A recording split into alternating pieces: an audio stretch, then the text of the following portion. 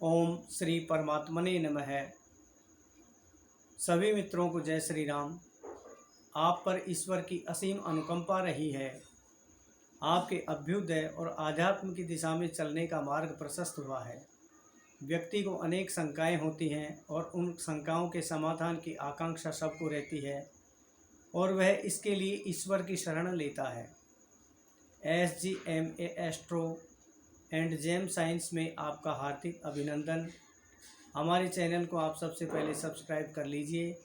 इस चैनल के माध्यम से हम समय समय पर आपको ज्योतिष, वास्तु, धर्म, पूजा और व्रत पर्व की जानकारियाँ उपलब्ध करवाते हैं। आपको बधाई हो। सुखद और सम्यक मार्गदर्शन का लाभ आपको मिलेगा। ज्योतिष शास्त्र का संक्षिप्त इतिहास, इस विषय पर हम आज चर्चा करेंगे। वेद आदि अनादि काल हैं।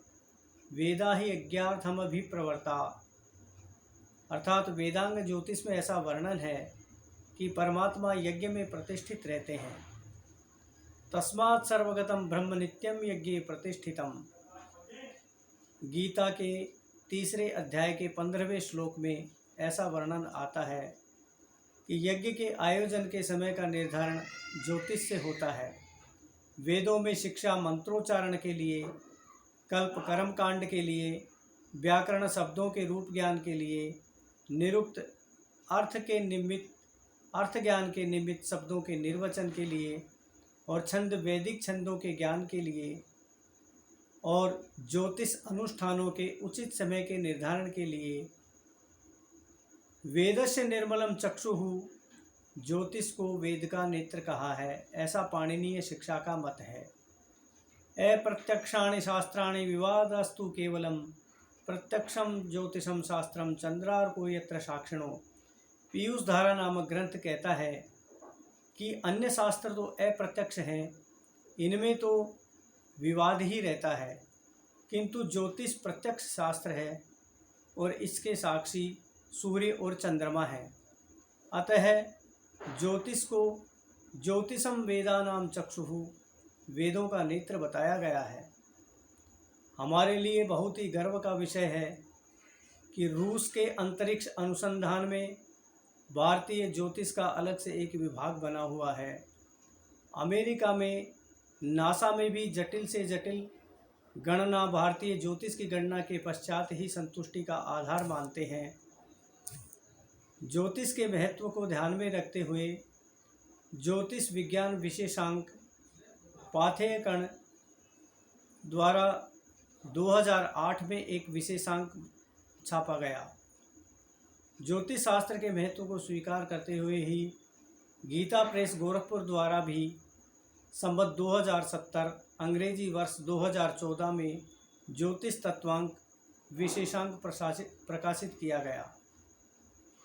ज्योतिष व्यक्ति को भाग्यवादी बनाता है, ऐसी धारणा बिल्कुल गलत है।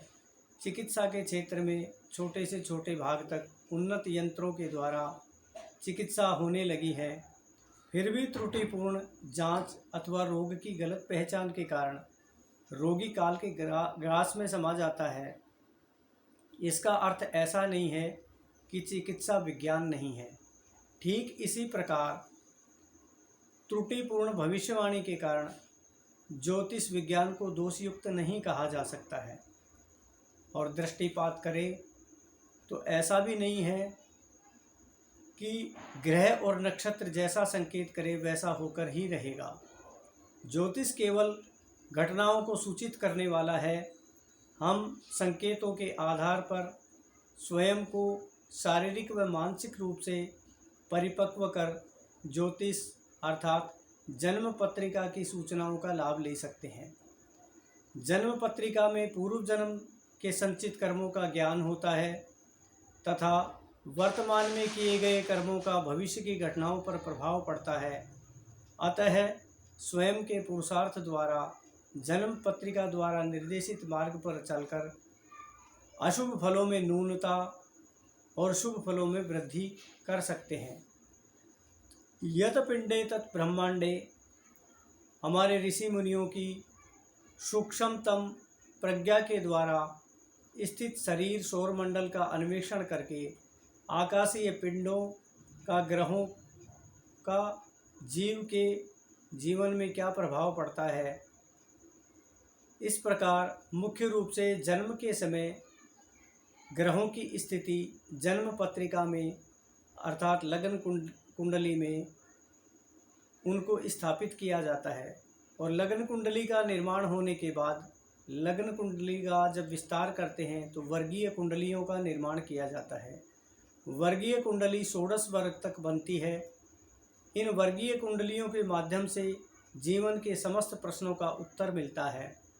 इस प्रकार भारत का ज्योतिष विश्व भर में अपनी एक अलग पहचान रखता है और उन्नत किस्म का एक विज्ञान है।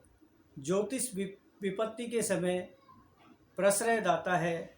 घोर संकटों के समय ज्योतिष ही एकमात्र ऐसा विज्ञान है जो व्यक्ति को सांत्वना देता है तथा विपत्तियों से छुटकारा मिले इसके लिए उनको एक सांत्वना स्वरूप समय का निर्धारण कर पाता है।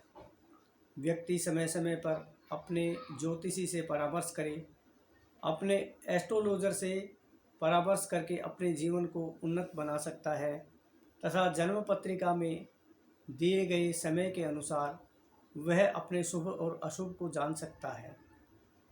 जय श्री राम।